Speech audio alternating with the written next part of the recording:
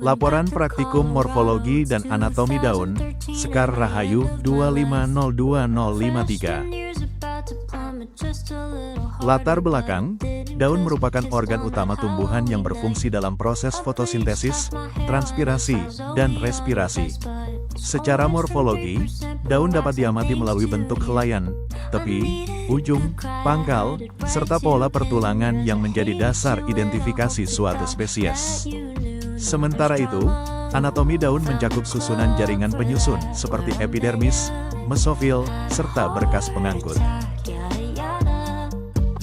Tujuan praktikum. Alat dan bahan yang digunakan.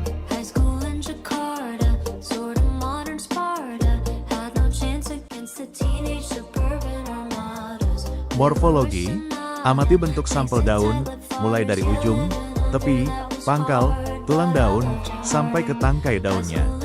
Anatomi, iris tipis daun secara melintang.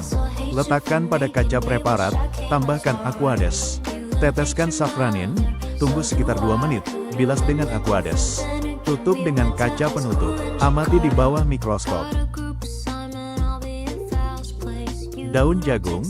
Daun jagung berupa daun monokotil bergerigi longitudinal dengan pelepah yang membungkus batang, ligula dan auricula yang jelas, serta helaian memanjang dan menyempit ke ujung.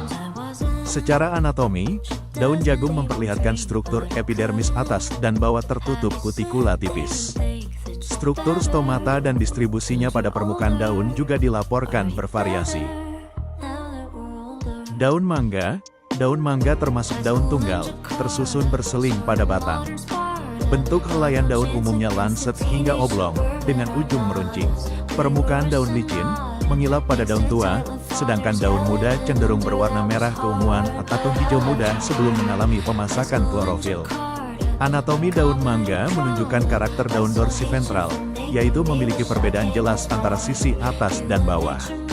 Lapisan epidermis terletak pada kedua permukaan daun dan tersusun atas sel-sel berdinding tebal yang dilapisi kutikula cukup kuat untuk mengurangi penguapan dan melindungi jaringan internal dari stres lingkungan.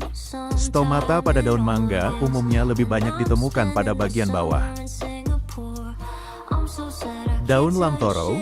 Daun lamtoro berbentuk majemuk menyirip ganda, berwarna hijau, tersusun berpasangan di sepanjang tangkai daun. Setiap anak daun berukuran kecil, berbentuk lonjong hingga lancet dengan ujung meruncing. Permukaan daun halus dan tipis. Daun lamtoro memiliki struktur dorsiventral dengan epidermis atas dan bawah yang dilapisi kutikula tipis. Stomata bersifat amfistomatik, namun lebih banyak pada permukaan bawah. Tulang daun mengandung xilem dan phloem. Kacang panjang. Daun kacang hijau tersusun majemuk trifoliat, yaitu satu tangkai daun terdiri dari 3 helai anak daun. Setiap anak daun berbentuk oval hingga lancet dengan ujung meruncing, permukaan daun halus, dan berwarna hijau tua. Daunnya memiliki tulang daun menyirip, serta arah tumbuhnya ke samping. Anatomi daun kacang hijau bersifat dorsiventral, dengan epidermis atas dan bawah berlapis kutikula tipis. Stomata berada pada kedua permukaan daun, namun lebih banyak pada permukaan bawah. Mesofil terdiri dari jaringan palisade yang padat di bagian atas sebagai pusat fotosintesis, dan jaringan spons longgar di bagian bawah yang membantu pertukaran gas. Dan berkas pembuluh tersusun dalam tulang daun utama. Kelapa sawit, pada fase pre-nursery, 0-3 bulan, daun kelapa sawit masih berupa daun lembaga, kotiledon, yang kemudian berkembang menjadi daun sederhana, berbentuk pita, lancet panjang, dengan ujung meruncing. Warna daun hijau muda, teksturnya lembut, dan permukaan daun masih tipis dengan tulang daun utama yang belum tampak jelas. Jumlah daun pada fase ini masih sedikit, tanda kurang lebih 2-4 helai, dan ukuran tangkai daun pendek. Pada fase main nursery, 4-12 bulan, daun mulai mengalami perubahan morfologi dari daun sederhana menjadi daun majemuk menyirip, di mana tiap daun terdiri dari banyak anak daun yang tersusun pada kedua sisi racis. Daun berwarna hijau lebih gelap, lebih tebal, dan semakin kaku dengan panjang daun yang lebih besar. Tulang daun utama terlihat jelas dan anak daun tersusun teratur dan simetris. Kesimpulan,